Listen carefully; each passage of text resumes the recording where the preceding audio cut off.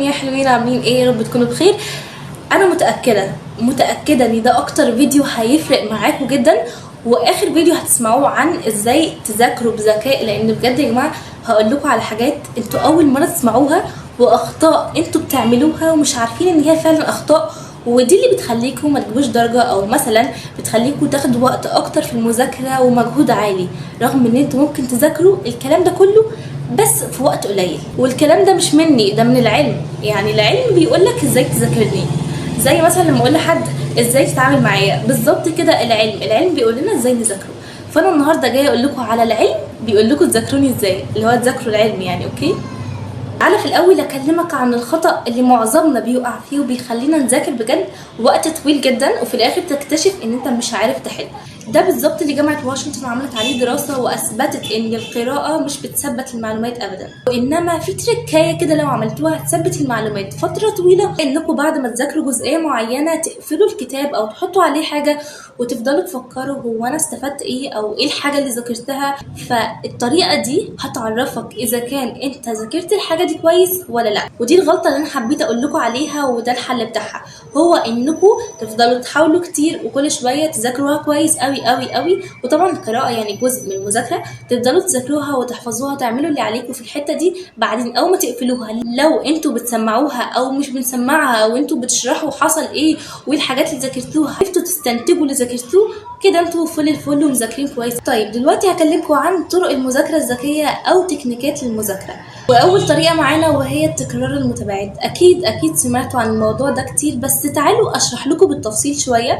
في دراسه اثبتت ان 70% من المعلومات اللي بتذاكروها بعد يومين او 3 بتتنسي. ده لو ما رجعتوهاش بتتنسى خالص، او بتفتكروا جزئيه منها صغنونه كده. فالدراسه دي، وانا ازاي بقول دراسه وبقول صغنونه؟ يعني انا احترم الدراسه شويه، على فكره دي دراسه علميه يعني. اوكي، جد انا حاساكم في ايد وعيلتي يا جماعه. نرجع لموضوعنا، احنا بنتكلم في العلم. ايه ده؟ فانتوا تعملوا ايه بقى؟ هتستخدموا التكرار المتباعد اللي بيحفظكم المعلومات وبيخليكم فاكرينها مش بس يومين او مش بس شهرين او شهور عامه، لا ده بيخليكم فاكرين المعلومات سنين طويله. طيب ازاي بيمشي التكرار المتباعد ده؟ يكون عن طريق ان انتوا هتذاكروا المعلومه، مثلا هتذاكروا الدرس النهارده او جزئيه معينه النهارده، بكره هتراجعوا عليها، وبعد اسبوع هتذاكروا عليها او هتراجعوا عليها لمده بس اسبوعين، وبجد لغايه ليله الامتحان، لغايه ورقه الامتحان، لغايه بعد الامتحان هتلاقوا ان انتوا فاكرينها. شفتوا؟ عشان انا عناديه يعني، مش عايزه كده. ما علينا، مش فاهمين انتوا قصدي على ايه عامه، بس اوكي. هتلاقوا ان انتوا بجد فاكرينها سنين. انا بقول لكم سنين، مش بقول لكم لغايه الامتحان يا جماعه.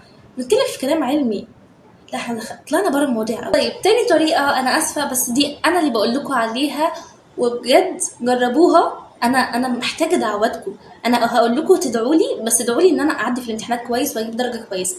ادعوا لي لو نجحت معاكم ان شاء الله. انا متاكده ان هي هتنجح معاكم، لان هي بجد وهميه. ده سر على فكره من اسراري، والله يا جماعه سر بجد من اسراري، وهو انكم تعملوا نفسكم معلمين. انا كان حلم طفولتي ان انا ابقى معلمه على فكره، فبس مش دلوقتي يعني، دلوقتي لا. تمام، ما علينا. وهي انكم تعملوا نفسكم بتشرحوا لحد. انا وصغيره كنت بعمل الطريقه دي، وامسك العصايه كده. كنت مدرسه شريره على فكره، وامسك العصايه واقول انت ازاي ما فهمتيش، واضرب واعيد المعلومه لنفسي تاني، ومين ما فهمهاش. وبجد كنت بعمل كده، وافضل يعني انا لو مش فاهماها، انا المدرسه لو مش فاهماها افضل اقول انت مش فاهماها يا حبيبتي، هعيدها لك حاضر. وعرايس قدامي يعني، العاب قدامي، هم اللي مش فاهمين دول الطلاب مش انا اكيد يعني. المهم كنت بعمل الطريقه دي بجد يا جماعه، والله لغايه دلوقتي بعملها، بس يعني عقلت شويه فبعملها بطريقه اهدى شويه، يعني مش بضرب حد اكيد. والله انا لسه عاملاها امبارح، يعني انا بذاكرها فعلا، بذاكر بالطريقه دي. هو ان انا بعمل نفسي مدرسه وبشرح لغيري. يمكن مش فاهمين، انا اتكلمت في كذا حاجه. هتعملوا ايه في الطريقه دي؟ كل اللي عليكم ان انتوا بتشرحوا تعلوا صوتكم وتفضلوا تشرحوا، اللي هو مش عارفه اوصف لكم ازاي. يعني انا والله نفسي اعمل لكم فيديو اشرح لكم في اي ماده ثالثه اعدادي. ها في ناس كتير هتدخلي في الكومنتس مصدومه انت ثالثه اعدادي، مصدومه. اتصدموا عادي، اعمل لكم ايه يعني، ما علينا. الطريقه دي بجد يا جماعه خلاص انا قلت لكم ان هي تحفه. ازاي تستخدموها؟ عن طريق ان انتوا هتذاكروا وانتوا معلين صوتكم، وتفضلوا تقولوا ممكن مثلا هنا يا ولاد يجي سؤال عن كذا كذا، والله يا جماعه جربوها مش هتندموا، بجد مش هتندموا. لو في حد بيجربها يقول لي، وانا متاكده ان انتوا غشيتوا الطريقه دي في احلامكم مني، عشان ما قلتهاش قبل كده، بس انا متاكده ان انتوا غشتوها مني يعني.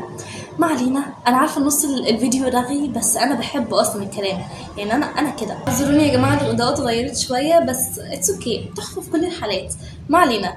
تالت حاجة وتالت جزء في الفيديو هقول لكم عن أفضل طرق هتساعدكم في المذاكرة، أو يعني حاجات هتعلي من مستوى تركيزكم، وده اللي احنا محتاجينه، واللي هو تركيز عالي. أول حاجة يا جماعة، متفرطوش في نومكم.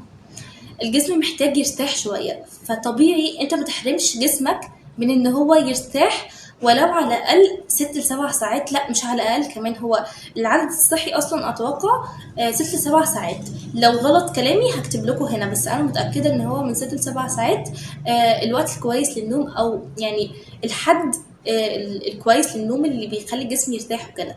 فبجد يا جماعة والله النوم، يعني مثلا عايز جسمك، عايز عقلك يشتغل ازاي وانت تعبان عايز تنام؟ ممكن في ناس هتقول طب ما انا عادي يعني بذاكر وبسهر ومش بنام كتير، بس بستوعب وبعرف احل. ما تقلقيش او ما تفرحيش، لان انت كمان شويه وجسمك خلاص هيتعب، يعني عايز يرتاح. انت ليه تعملي كده؟ انت او انت ناموا 6 ل7 ساعات في اليوم، وبجد يا جماعه ريحوا دماغكم شويه، يعني ارتاحوا شويه. 6 ل7 ساعات كويسه في النوم، ودي اول حاجه. اتمنى تفهموني قصدي ازاي. مش قصدي ان انتوا تروحوا تتكاسلوا وتروحوا تناموا طول اليوم وكده، بس الفكره ان انتوا ريحوا دماغكم شويه، يعني ناموا ارتاحوا ادوا نفسكم طاقه. واصح اهم حاجه الاكل الصحي، بلاش الاندومي والحاجات دي. انا باكل اندومي شويه والله مش كتير، باكل اندومي بس مضر اصلا الفتره دي، في كذا حاله وفاه منه، فما تاكلوش يعني عشان خايفه عليكم. تاني حاجه وهي تنظيم المكتب. مش لازم شكله يكون تحفة، مش لازم تحطوا عليه مفرش لونه مش عارف ايه، مش لازم تستنوا اللي هو تخلوا مكتبكم مكتب احلامكم. بصراحة الحتة دي انا عارفة ان انتوا مش مهتمين بيها الفترة دي، بس حبيت انبه عنها لان انت في فترة امتحانات والدنيا فوق دماغك، اكيد مش هتفكر في المكتب يعني. لو في حد بيفكر في المكتب فانتوا مودي المفضل. السماعة لسه قاعدة. تمام. خلوا المكتب مروق قدامكم، الحاجة اللي انتوا محتاجينها قدامكم، واشربوا مية كتير. في حاجة تانية عايزة اقولها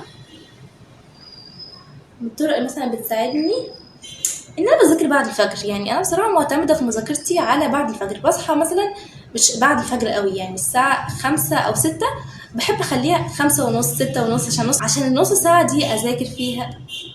ازاي يعني؟ لا، النص ساعه والله بصلي فيها مثلا، بفطر فيها، بتمشى فيها، بعمل فيها اي حاجه في الشقه يعني، بعمل فيها اي حاجه. فبحب اصحى بدري من بعد الفجر، بس كل واحد بصراحه وطريقته.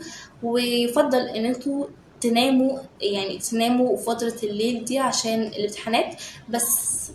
مش هقدر اقول لكم كتير عن الموضوع ده، لان عارفه في ناس عناديه قوي وهتقول مهما اثبتوا لي من معلومات وابحاث وتجارب برضه هسهر، فمش لازم نزلني كتير. اعملوا اللي يريحكم في حته النوم دي، بس ريحوا دماغكم شويه ها. وبس كده. اتمنى ان الفيديو يكون عجبكم واستفدتوا ولو 1% او معلومه 1% حتى استفدتوا منها، بجد هنبسط جدا. وبس كده، يلا باي. انتوا عارفين هتعملوا ايه صح؟